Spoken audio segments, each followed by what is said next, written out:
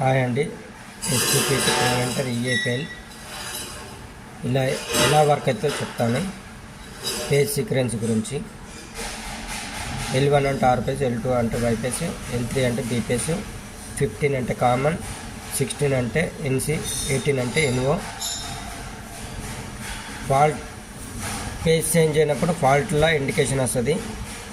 Correct పేజ్లు ఉన్నాయంటే రిలేలా indication వస్తుంది. Correct ఉన్నా అంటే 18లా పవర్ వస్తుంది. ఫాల్ట్ వస్తే 16 వస్తుంది. ఈ రెండు ఇట్లా రాకుంటే ప్రివెంటర్ పోయినట్ల. మరి పేజ్ చేంజ్ చేసి చూపెడతాను. ఫాల్ట్లో లైట్ వస్తుంది, అప్పుడు 16లా పవర్ వస్తుంది, 18లా కట్టప్ అయిపోతుంది. అప్పుడు నాట్ వర్క్.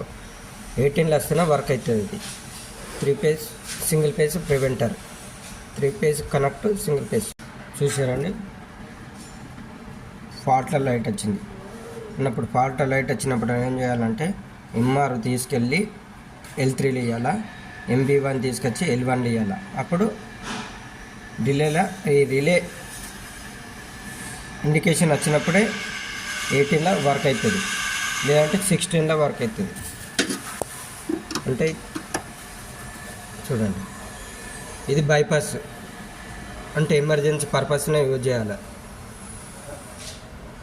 టెక్నీషియన్ వచ్చే వరకు.